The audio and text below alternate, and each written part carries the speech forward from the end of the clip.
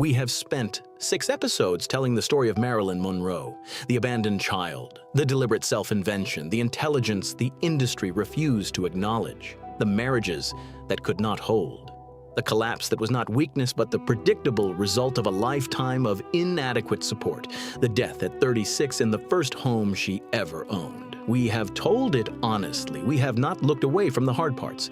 And if you have watched all 6 episodes, you carry the story now in the way that true stories are carried. Not as entertainment, not as gossip, not as the comfortable distance of something that happened to someone else a long time ago, but as something that landed. Something that cost you something to watch because it cost her something to live.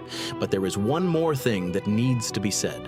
One more dimension of Marilyn Monroe's life that the conventional telling, even the honest conventional telling, consistently underemphasizes because it does not fit the narrative the world prefers about her. She was brave, not in spite of everything she went through, because of it. The specific, sustained, daily courage of a woman who had every reason to close and did not close, who had every reason to stop trusting and kept trusting, who had every reason to stop fighting the studio, the industry, the culture, the image, the gap between who she was and what the world insisted on seeing, and kept fighting anyway, with the tools available to her, against odds that would have stopped most people before the first round was over. The world called her a victim. She was not a victim. She was a fighter. She won more battles than anyone has ever adequately credited her for. And the courage it took to fight them, alone, without adequate support, in public, under the most intense scrutiny any human being had endured in the history of popular culture up to that point, was heroism of a specific and serious kind. This is episode 7, The Bravest Woman in the Room. What she actually fought, what she actually won, and why the word hero belongs to Norma Jean Mortensen as surely as it belongs to anyone in the Legends of America series. The first and most foundational act of courage in Marilyn Monroe's life is the one that is hardest to see because it is an absence rather than a presence, the thing she did not do, the response she did not have to the childhood that was done to her. She did not close. That requires explanation, because the pressure to close, to build the walls that abandoned children build, to develop the armor that protects against further loss by preventing further connection, was enormous and entirely reasonable. She had been given by the age of 9 more than sufficient evidence that love was temporary, that the people who were supposed to stay left, that depending on anyone for anything essential was a reliable path to the specific devastation of having that thing withdrawn without warning or explanation. The rational response to that evidence is self-protection, distance, the careful management of how much you allow yourself to need from anyone, because need is where the vulnerability lives and vulnerability is where the pain comes from. Most people who experience what Norma Jean experienced in those first 9 years develop over time a functional, emotional armor that keeps the worst of the pain out and keeps them operational. She did not develop that armor. She remained throughout her entire life one of the most genuinely open and genuinely vulnerable people that anyone who knew her ever encountered, not naively. She was not naive about people or about the world. She saw clearly. She assessed accurately. She knew with the precise and somewhat exhausting clarity of someone who has been reading human behavior carefully since childhood exactly what people were doing and why. And she kept opening anyway. She kept trusting, kept hoping, kept allowing herself to want the things she wanted. Connection, love, recognition, the simple dignity of being seen as what she actually was, with a consistency and a completeness that, given her history, can only be described as an act of sustained daily will. It would have been easier to close. It would have been more rational. Almost everyone who knew her, watching her be hurt again and again by people and institutions that could not or would not give her what she needed, wished at some point that she would close, that she would protect herself more effectively, that she would stop allowing the world such complete access to the places where it could cause her damage. She refused, not from weakness, from a specific and stubborn conviction that the open life, the life in which real connection was possible because the walls were down and the risk was real, was the only life worth having. She had watched what the closed life looked like from the inside of other people's closed lives throughout her childhood, and she had decided, somewhere in the silence of those foster homes, that she would not become that. She never did. It cost her everything, and it was brave. But the private courage of remaining open was not the only kind Marilyn Monroe demonstrated. There was also the public courage, the specific, professionally costly, institutionally dangerous courage of fighting one of the most powerful systems in the world and refusing to stop until she had won. The studio system of 1950s Hollywood was not an adversary that yielded easily to individual resistance. It had been built over decades specifically to prevent individual performers from accumulating the kind of power that would allow them to challenge the terms of their employment. Contracts were structured to maximize studio control and minimize performer autonomy. The legal, financial, and public relations resources available to a studio in a dispute with a contract player were essentially unlimited. The resources available to the player were essentially their own determination. Marilyn Monroe had determination in a quantity that the studio system had not previously encountered in this particular configuration. She was not the first performer to resist Fox. She was not the first to find the roles demeaning and the treatment inadequate, but she was among the first to pursue the resistance with the combination of strategic intelligence, public profile, and absolute refusal to be outweighted that made the resistance genuinely threatening to the institution. She suspended herself rather than make films she considered beneath her. She left Hollywood for New York and studied at the Actors Studio and sent the clearest possible message that she was developing herself as an artist independently of anything Fox was prepared to offer her. She formed Marilyn Monroe Productions, her own company, in 1955, when female-owned production companies in Hollywood were so rare as to be essentially unprecedented, and used it as the legal and financial foundation for the contract renegotiation that followed. She negotiated from a position that should have been weak. She had less money than Fox, less legal infrastructure, less institutional support. What she had was leverage, the leverage of being the most commercially valuable actress in Hollywood at a moment when the studio needed her more than she needed any individual contract they could offer. She used the leverage. She won director approval. She won script approval. She won the right to refuse material she found artistically or personally objectionable. She won conditions that no actress of her era had previously achieved through individual negotiation against a major studio. Then she went back to work. She did not celebrate publicly. She did not give interviews about the victory. She simply used the rights she had won to make better films than Fox had been prepared to give her. And she delivered performances that justified every condition she had demanded. That is not the behavior of a victim. That is the behavior of a strategist, a fighter, a woman who identified what she needed, assessed what was required to get it, paid the price the getting required, and then used what she had won in exactly the way she said she would. But perhaps the most consistently demonstrated and most consistently undervalued form of courage in Marilyn Monroe's life was the simplest one. She told the truth. In an industry and an era built on managed images and carefully constructed narratives and the perpetual performance of a perfection that bore no relationship to any human life actually lived, Marilyn Monroe told the truth, consistently, repeatedly, at professional and personal cost, about things that the culture around her had decided should be hidden or denied or managed into something more palatable. She told the truth about the nude photographs, when the studio wanted denial and careful deflection and the elaborate construction of a story that would protect the investment they had made in her image. She said simply that she had been poor and she had needed money, and she was not ashamed. The truth was more effective than the management would have been. It was also braver.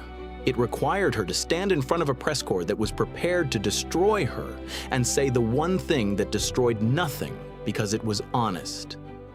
She told the truth about her childhood. In interviews throughout her career, she discussed the foster care, the orphanage, the mother who could not stay, with a directness that the interviewers who received these disclosures found startling, not because the facts were so different from what was known, but because she spoke about them.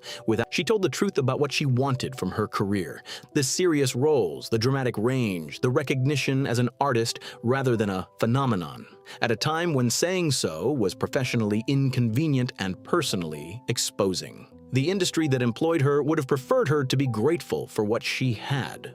She was not going to pretend to be grateful for less than she deserved. She told the truth about her struggles, the anxiety, the pills, the difficulty of functioning inside a professional culture that was hostile to the kind of interior work she needed to do her best, at a time when such admissions were not met with understanding, but with the specific professional punishment of being labeled difficult and unreliable. She kept telling it anyway, because the truth was, the one thing she had that no studio contract and no institutional pressure and no amount of managed narrative could take from her. It was hers. It had always been hers, and she gave it freely and completely and without adequate protection for the cost of the giving for her entire adult life. That is courage, the quiet, daily, professionally costly, personally exposing kind. The kind that does not look like heroism from the outside because it does not involve weapons or battlefields or the conventional vocabulary of bravery. It looks, from the outside, like a woman who cannot seem to manage her public image properly, like someone who says too much and reveals too much and refuses to play the game the way the game is supposed to be played. From the inside, it looks like integrity, the most sustained and the most costly kind. There is a fourth courage that runs through Marilyn Monroe's story like a current, less visible than the others, less dramatic, but in some ways the most remarkable of all. She kept going. Every morning of her adult life, Marilyn Monroe woke up carrying what she was carrying. The anxiety, the medications, the professional battles, the personal losses, the gap between who she was and what the world insisted on seeing, and she got up. She went to work. She showed up to sets that did not adequately accommodate what she needed to do her best work.